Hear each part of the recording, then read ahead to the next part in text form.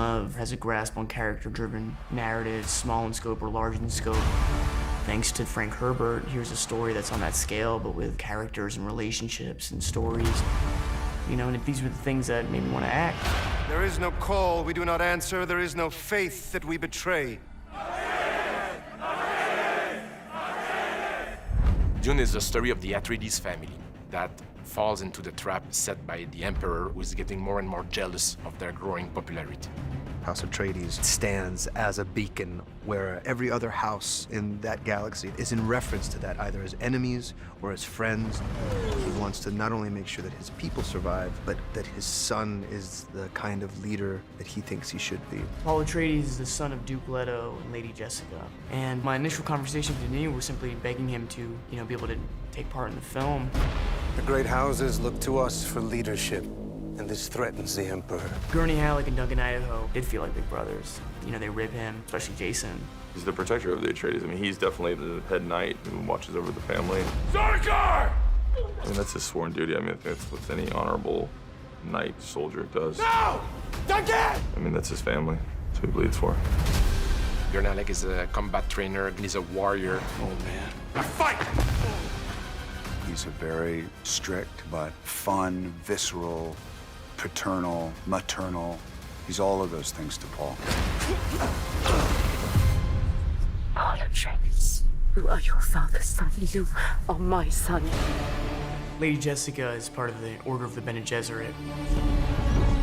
This order that she's a part of, we can say, make her perhaps the non-traditional partner to Duke Leto. This group of women who carries enormous strength and power. They are bodyguards, they are fighters, they can read people. And this is what Jessica is having to deal with, being a mother, a lover, and this Bene Gesserit. How can the Emperor take everything we've built and give it to that Duke? When is a gift not a gift?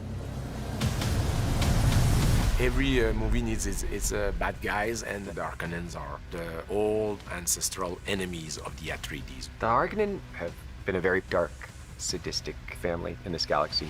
Frank Herbert created a very powerful character into Baron Vladimir Harkonnen. He just shows up and then his shadow looms throughout the film. He's the cause of many people's death. He feeds off of fear. He feeds off of pain. He's a vicious, sadistic person. Now squeeze, Rabbit. Squeeze hard. Yes, Uncle. And the Fremen. Kill them all. The Fremen are native tribes, people living in the deep desert. They had the capacity to adapt to the toughest environment. Deep heat, massive sandstorm, dangerous predators all around. Stilgar is the leader of the Fremen. He is a powerful character and he's a warrior, but also is a warrior. He worries about the future. Take good care of your family. Dr. Kynes, on the surface, was seemingly just somebody who's an ecologist, someone who cares about the Fremen. But then you start to understand how much pressure she is actually under. Paul is dreaming about this strange young woman that keeps talking to him in his dreams. Paul. She feels like an old friend again, and someone that wants to guide him. Follow the friend. Shani is native to Arrakis. She's used to this hostility between her people and the people that are trying to take from her land. She's a fighter at the end of the day. House Atreides and the Harkonnen have an ancient grudge, and the forces that they're up against are much greater than he had anticipated. They're on a path of conflict, and it's the moral catalyst to Paul's arc towards something greater.